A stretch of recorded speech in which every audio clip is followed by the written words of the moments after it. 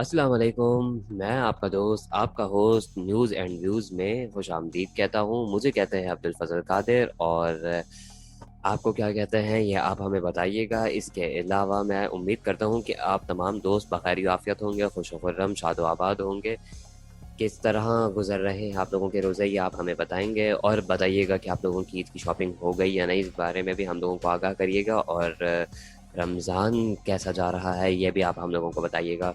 मज़ीद आगे बढ़ने से पहले मैं अपनी को आरजे को खुशामदीद कहता हूँ। जी रम, अस्सलाम वालेकुम।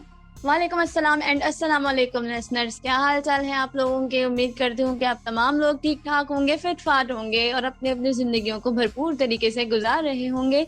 वेल जी लिसनर्स, आज भी हम अपने शो में जिसका नाम न्यूज़ एंड व्यूज़ है तो हाजिर हो चुके हैं आपके साथ नए टॉपिक्स के साथ, नई बातों के साथ। आज भी हम अपने शो में आपसे बहुत सारी इंफॉर्मेटिव चीज़ें शेयर करने वाले हैं, लेकिन कुछ ही देर में।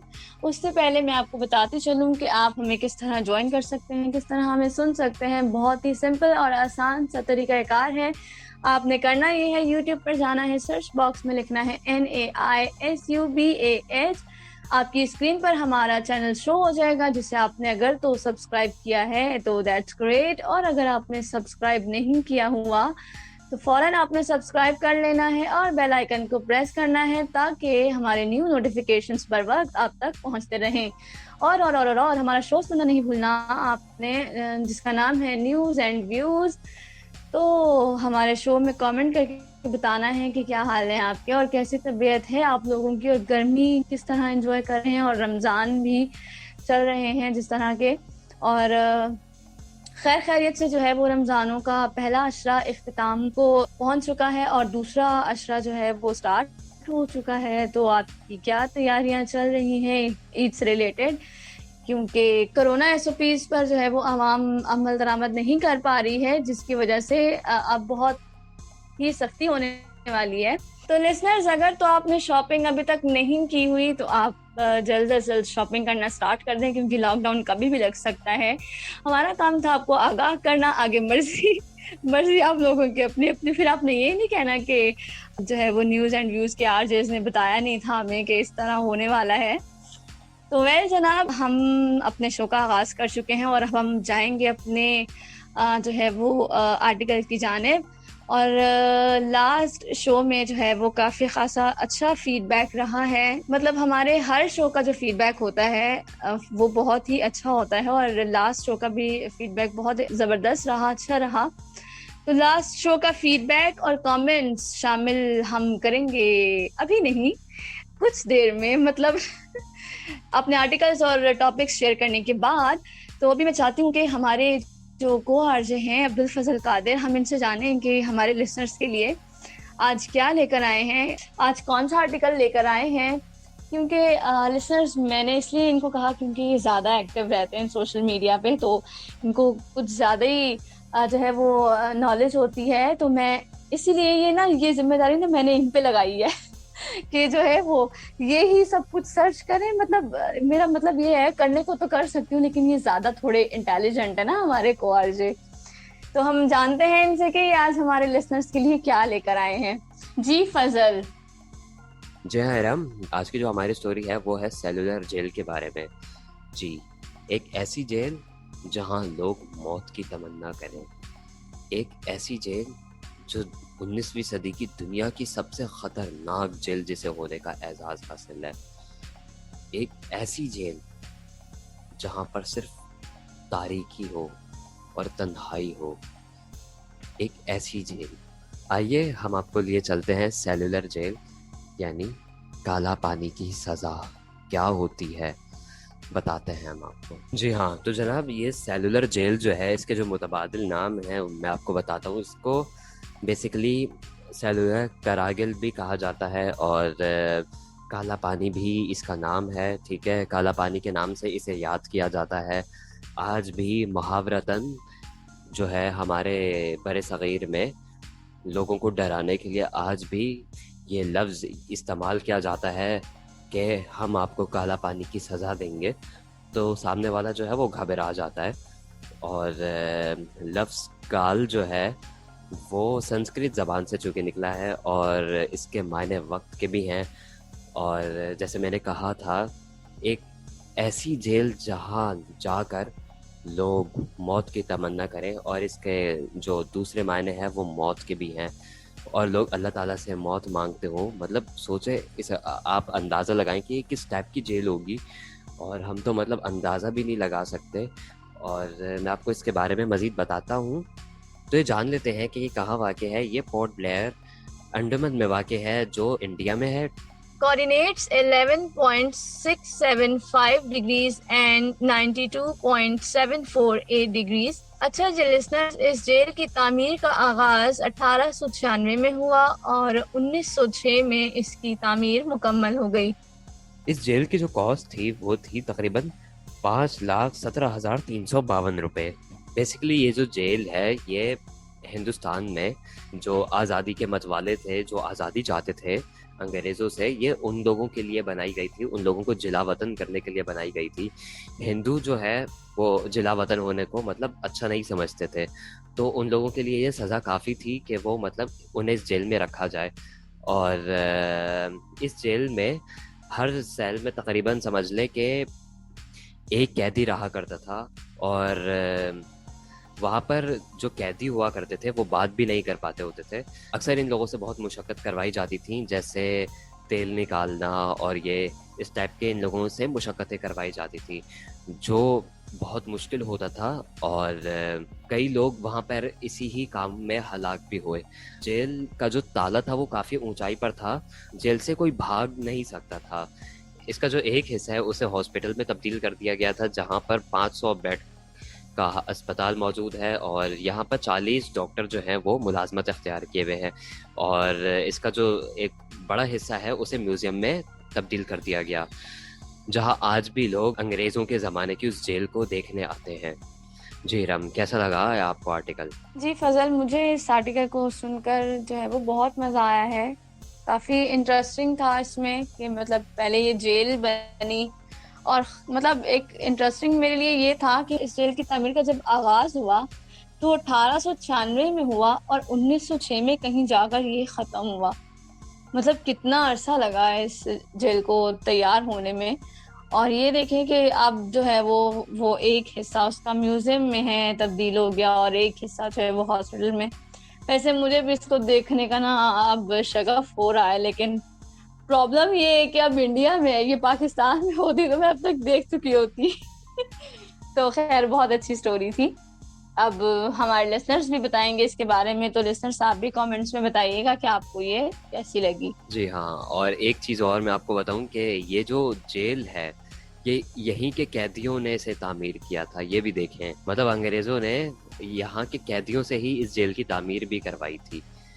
वाह वाह वाह, मतलब जेल में कैदियों को रखने के लिए पहले उनसे इसकी तामीर कराई, और फिर जो है वो उन कैदियों को यहाँ रहने की जगह दी। तो वैसे ये भी कितना मतलब इंटरेस्टिंग काम है क्या ये आप। बेसिकली ये सज़ा के तौर पर था ना, तो हम्म इसीलिए मतलब कई लोगों की इसमें जानें भी गई, हम्म चूंकि नहीं, हम मतलब लोगों आप ने। ये भी देखें, हम्म। आप ये भी देखें, ये कि एक इंटरेस्टिंग है ना कि आप पहले उस जगह को खुद बना रहे हो अपने हाथों से, और फिर आप उस जगह में रह रहे हो, तो ये भी एक अच्छा है ना, अच्छा इफेक्ट है जैसे, हम्म, इसलिए मैं कह रही हूँ।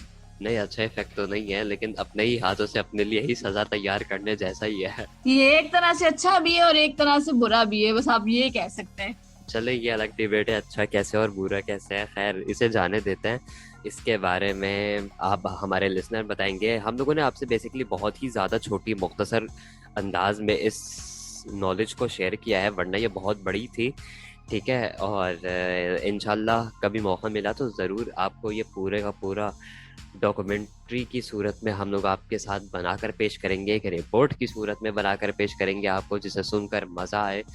लेकिन हमारे पास चूँकि वक्त कम होता है और इसके अलावा और भी स्टोरीज़ होती हैं, तो हम लोग अपनी नेक्स्ट स्टोरीज़ की जानिब जाते हैं। एरम, नेक्स्ट स्टोरी मेरा ख्याल है कि इस मर्तबा आज आप अनाउंस करें। रोज़ चूँकि मैं करता हूँ, इस मर्तबा आप अनाउंस कर दें।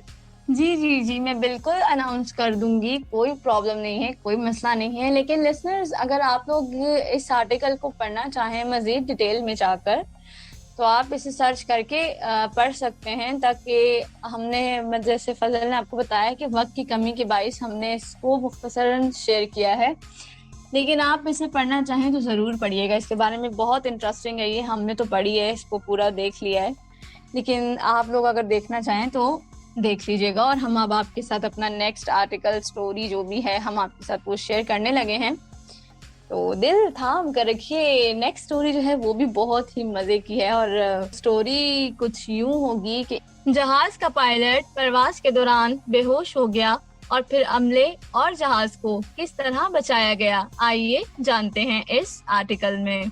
पेरिस से टोक्यो जाने वाली जापानी एयरलाइन के जहाज के पायलट को प्रवास के दौरान फालिज का अटैक आने पर बेहोशी का सामना करना पड़ा, जिसके नतीजे में तैयारे को रूस में हंगामी लैंडिंग कराना पड़ी। जापान की वजारत ट्रांसपोर्ट के मुताबिक जापान की ऑल निपॉन एयरवेज की परवाज NH-216 रजिस्ट्रेशन JA 814 के बोइंग 787 8 ड्रीमलाइन के जरिए पेरिस से टोक्यो के हिंदा एयरपोर्ट के लिए जा रही थी कि कप्तान को फालिज के अटैक के बाइस बेहोशी का सामना करना पड़ा। परवाज के फर्स्ट ऑफिसर ने हंगामी सूरत हाल का ऐलान किया और परवाज का रुख करीबी हवाई अड्डे की तरफ मोड़ने का फैसला किया।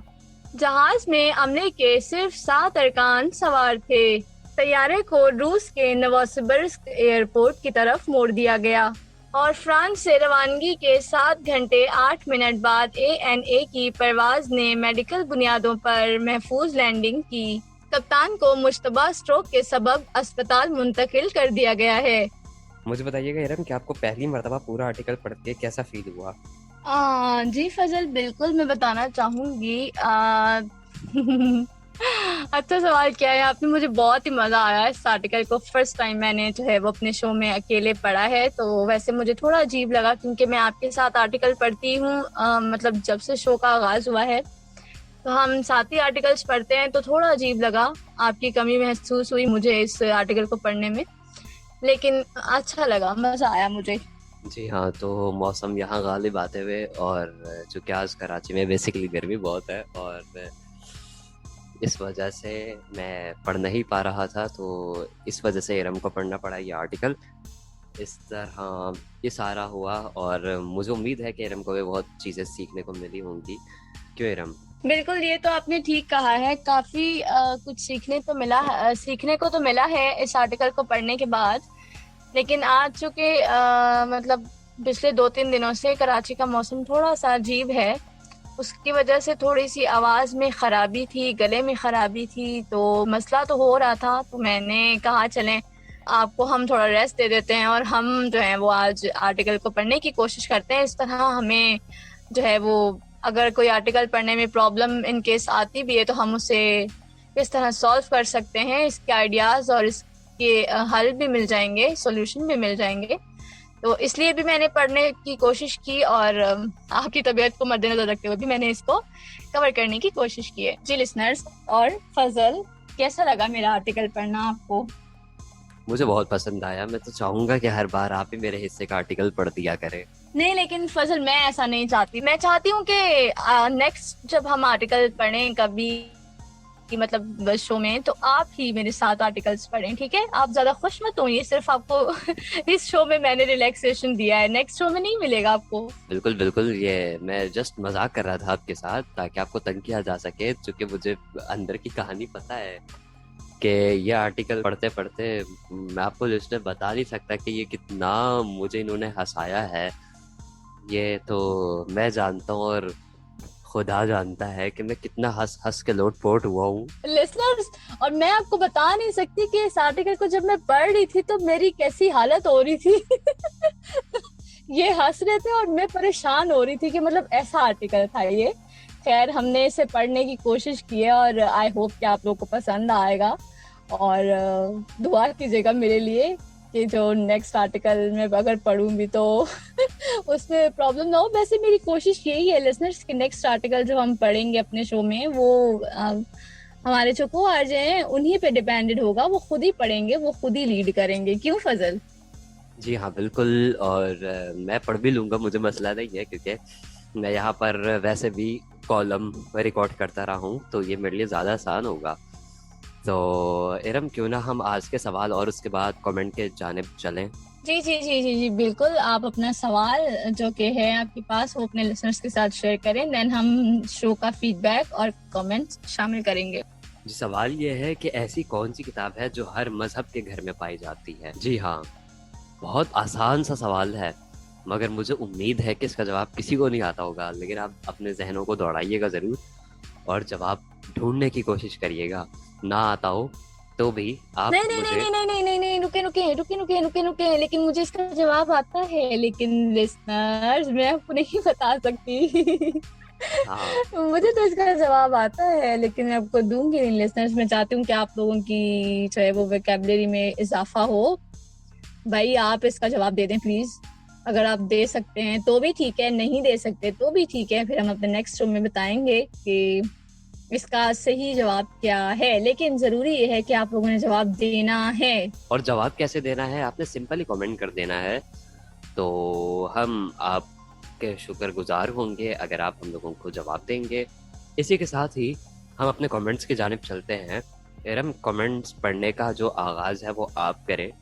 जी जी जरूर जरूर फजल, मैं जरूर कमेंट्स का आगाज करती हूँ। अच्छा जी, रोमान सलीम हमें कमेंट करते हैं और इन्होंने हमें जवाब दिया है। और दूसरे कमेंट में एक इनका और कमेंट था जिसमें इन्होंने हमारे शो को पसंद किया है, अप्रिशिएट किया है। Thank you so much Roman, आपका बहुत बहुत शुक्रिया। इसके अलावा खतीजा अहमदुल्ला, ये हमें सुनती हैं और इन्होंने हमें हमारे शो को बहुत पसंद किया है। और आपका बहुत बहुत शुक्रिया खतीजा कि आप हमें सुनती हैं। तो थैंक यू सो मच आप लोगों का। और मेरे पास पर्सनली एक कमेंट है, सोनिया आसिफ मेरी एक दोस्त है, उन्होंने मुझे सुना और उन्होंने शो को बहुत पसंद किया है। Thank you Sonia. अब मैं बाकी की कमेंट्स चाहती हूँ कि हमारे जो को आरजे हैं अब्दुल फजल वो शामिल करें। अच्छा जी, मेरे पास भी कुछ कमेंट्स हैं, वो मैं आपको बिल्कुल बता देता हूँ। हमें हमारा चौधरी ने कमेंट किया है कि रेगुलर सुनती हैं हमारा शो और इन्हें हमारा शो पसंद भी आता है। और बहुत बहुत शुक्रिया हमारा आपका। आपको आंसर तो नहीं पता, लेकिन आपने शुक्र है कि कोशिश की, और यही हमारे लिए खुशी की बात है। और नहीं पता तो भी आपने मतलब कम से कम बताया कि आपको नहीं पता, बट आपको जानना तो है, ठीक है। और दूसरा मेरे पास कमेंट है साइलेंट पर्सनैलिटी, आपका बहुत बहुत शुक्रिया। इसके अलावा साकिब रज़ा, आमीन, और बहुत बहुत शुक्रिया आपका। तो ये कुछ मेरे पास कमेंट थे जो मैंने शामिल किए। तो अब वक्त हुआ चाहता है अब आप लोगों से इजाज़त लेने का। मैं जाते जाते आप लोगों को ये कहना चाहूँगा कि 50 से 59 साल के उम्र के अब लोगों को वैक्सीन चूँकि लगना शुरू हो गई है, तो आप वैक्सीन के लिए अब खुद को रजिस्टर करवाना शुरू कर दें और वैक्सीन के लिए तैयार हो जाएं। और जो माजूर अफराद हैं उन्हें चूँकि घर पर ही वैक्सीन लगेगी, आप लोगों के लिए गवर्नमेंट ने ख़ुसूसन इंतज़ाम कर रखा है, तो आप लोग भी मैं फ़ायदा उठाएं। अपना और अपने इर्द गिर्द रहने वालों का बहुत बहुत ख्याल रखें, चूँकि कोरोना बहुत तेज़ी से फैल रहा है, बच्चों में फैल रहा है, सबसे बड़ी बात यह है। और एहतियात बहुत बड़ी चीज़ है। यहाँ पर एहतियात ना की गई तो ज़ाहिर है कि जैसा कि प्राइम मिनिस्टर ने भी कहा कि हम लोगों को फिर मुल्क बंद करना पड़ेगा, तो ये गरीबों के लिए चूँकि ज़ाहिर है जो दिहाड़ीदार तबका होता है उनके लिए ये अच्छी बात नहीं होगी कि जब वो भूखा रहेगा। तो ज़ाहिर है हमारे यहाँ गुर्बत बहुत है और इंडिया जैसी सिचुएशन बन सकती है हमारे यहाँ भी कि लोग कोविड से तो मरेंगे लेकिन उससे ज़्यादा लोग भूख से मर जाएंगे, तो इसका हम लोगों को ध्यान रखना होगा। इसके अलावा आपने सफाई का ख्याल रखना है, शजरकारी की मुहिम में बढ़ चढ़ कर हिस्सा लेना है, और इसके अलावा पानी का बेजाई इस्तेमाल नहीं करना, और अपना और अपने इर्द गिर्द रहने वालों का बहुत बहुत ख्याल रखिएगा। मुझे और मेरी को आरजे को दुआओं में याद रखिएगा। मेरी तरफ से अल्लाह हाफिज़। जी तो लिसनर्स, मैं भी चाहती हूँ आपसे इजाजत, लेकिन इससे पहले कहना चाहूंगी कि आई होप कि आज के शो में आपको बहुत ही मजा आया होगा, आपने बहुत कुछ सीखा होगा। और जो जो भी हमने आपसे क्वेश्चन किए हैं या जो भी बातें की हैं, जो पूछा है, मतलब लॉकडाउन से रिलेटेड, शॉपिंग से रिलेटेड, रमजानों से और गर्मी से रिलेटेड, वो आप हमें अपने कमेंट्स बॉक्स में बताइएगा। तो अब हम चाहते हैं आपसे इजाजत, मिलेंगे आपसे किसी अगले शो में नए टॉपिक्स के साथ, नई इंफॉर्मेशन के साथ। तब तक हमें इजाजत दीजिए, रखिएगा अपना बहुत सारा ख्याल और रखिएगा हमें अपनी दुआओं में याद। अल्लाह हाफिज, फी अमान अल्लाह।